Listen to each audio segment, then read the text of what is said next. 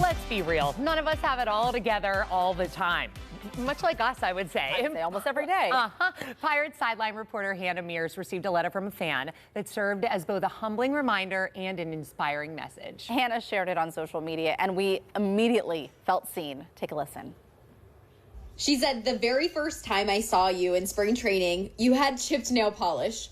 I probably did.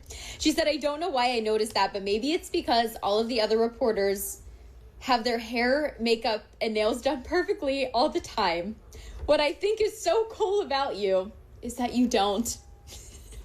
She said, "You still look amazing anyways." Thank you, Annika, for humbling me a little bit, but I also think that was so And Hannah Mears is with us today. We are so happy. You know, it is. It's like that double-edged sword, because you're like, I don't know, is this a compliment? Right? But I think what the fan was trying to get to was a very real, raw feeling that so many of us have all the time. Yeah, it was really funny at first, just reading it and thinking, oh my goodness, like, yeah, is that a compliment? Right. But from the mouth of a young girl, of course it's a compliment. Right. And it made me feel so seen too, because I am not somebody who has it together all the time. I probably did have chipped nail polish when I started. I am such a tomboy, and I've since found a nail girl, thank goodness. That was important. So that problem is solved.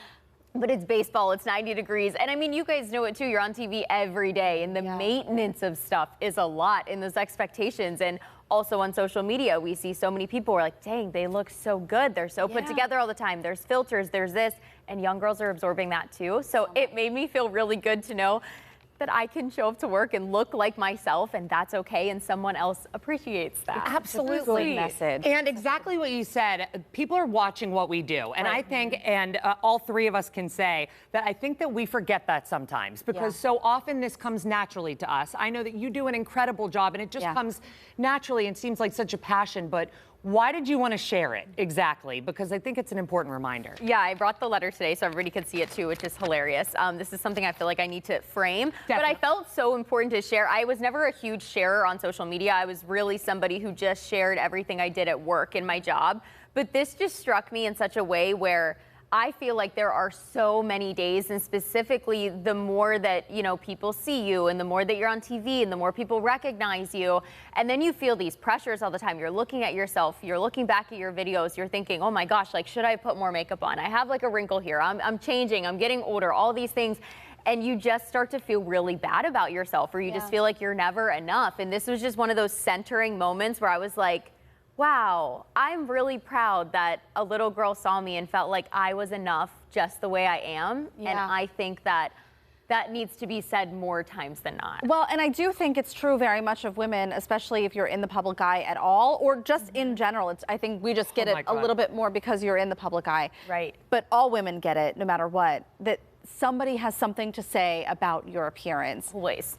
So for someone to see something that you may have perceived in that moment as a flaw, for them to see it as a, oh, she's just like me. Yeah, it made me feel really good. And I have so many little cousins who I hope look at me and think that that's enough too, and that they're enough. And I was raised in a family where I'm very thankful that being who you are and how you look is enough, because I think, I'm telling you, I think just the day and age of social media and constant comparison of yourself and seeing these people can just be so harmful. And I think it is so important. I love how you mentioned that you're a tomboy. Yeah. Because whenever I am ever noticed, I am never looking like this. Nope. Yeah.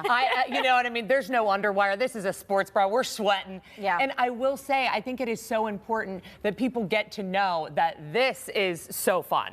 I mean, what we do is so fun, but also it is not real life. And I just think that this is such a great message. Okay, wait, and now the message is fantastic. That's why you're here. What's Paul Skeens like? Yeah. Is he cool? Is he cool? Have you met Livy Down? Everybody ever. It's so wonderful. Yeah, they're both so wonderful.